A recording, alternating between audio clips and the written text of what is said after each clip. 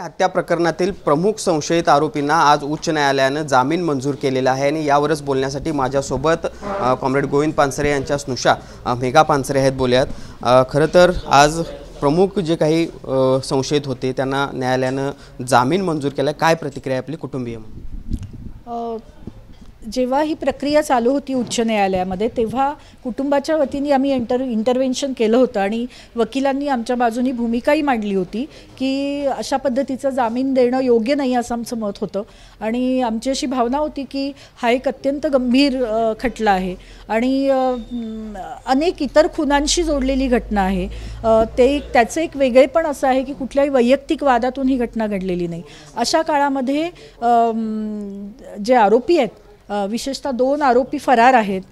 या काळामध्ये यांना जामीन मिळणं योग्य नाही, कारण ते आल्यानंतर साक्षीदारांवर परिणाम होऊ शकतो अशी आमची भावना होती. तशी भूमिका वकिलांनी उच्च न्यायालयामध्ये मांडली होती. परंतु माननीय उच्च न्यायालयाने हा जो निर्णय घेतला आहे तो आम्ही स्वीकारतो आणि जे जजमेंट दिलेलं आहे त्याचा अभ्यास करून आणि वकिलांचा सल्ला घेऊन आम्ही सर्वोच्च न्यायालयामध्ये जायचं की नाही याच्या बाबतीत निर्णय घेऊ. आज हा सगळा जामीन मंजूर झाल्यानंतर एकूणच या सगळ्या खटल्यावर काय परिणाम होईल असं वाटतं का? खरं तर वस्तुस्थिती तशीच आहे. आरोपी तर 2 आरोपी सापडलेले नाही आहेत. पण अलीकडंच उच्च न्यायालयाने दुसऱ्या एका आमच्या याचिकेबद्दलच्या खटल्यामध्ये असा निर्णय दिलेला आहे की नियमितपणे या खटल्याची सुनावणी व्हावी आणि लवकरात लवकर हा खटला निकालात यावा, एका लॉजिकल एंडला पोचावा अशी अपेक्षा उच्च न्यायालयाने व्यक्त केलेली आहे. आम्हाला असं वाटतं की तो आदेश आहे एका अर्थाने. त्यामुळं तशी नियमित सुनावणी जिल्हा सत्र न्यायालय घेण्याचा प्रयत्न करत आहे.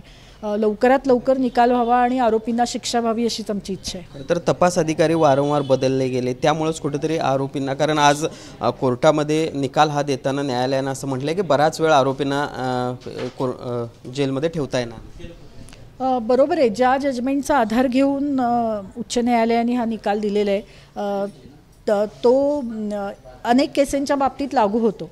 पण कॉम्रेड पानसरेंचा खून आणि त्याचा जो खटला चालू आहे, त्याचा जो तपास चालू आहे त्याच्या बाबतीत सरसकट असे जे नियम आहेत त्याच्यापेक्षासुद्धा या खटल्याचं गांभीर्य लक्षात घ्यावं. त्याचे जे इतर समाजावर एकूण साक्षीदारांचं मोराल लक्षात घेऊन त्याच्यावर काय परिणाम होतील याचाही विचार झाला पाहिजे होता असं आम्हाला वाटतं. कुठेतरी राजकीय इच्छाशक्ती कमी पडते असं वाटते का? कारण ज्या विचाराच्या विरोधात पानसरे लढत होते तेच आता सत्तेमध्ये आहेत, त्यावेळी देखील तेच सत्तेत होते. मधल्या काही काळामध्ये महाविकास आघाडीचं देखील सरकार आलं, मात्र त्या काळात देखील फारशी काही घडामोडी या सगळ्या खटल्यामध्ये झाल्या.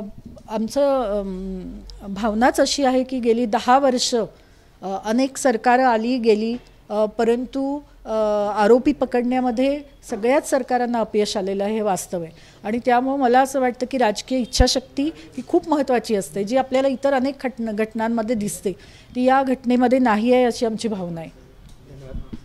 तर पहिला आपण ह्या होत्या मेघा पानसरे. खरं तर ज्या पद्धतीने आजचा हा निकाल आलेला आहे ते पाहता आम्ही वकिलांशी चर्चा करू आणि याबाबत सर्वोच्च न्यायालयामध्ये दाद देखील मागणार असल्याचं मेघा पानसरे यांनी म्हटलेलं आहे. Video journalist Sunil Katkar, Bhushan Patil, TV9 Marathi, Kolhapur.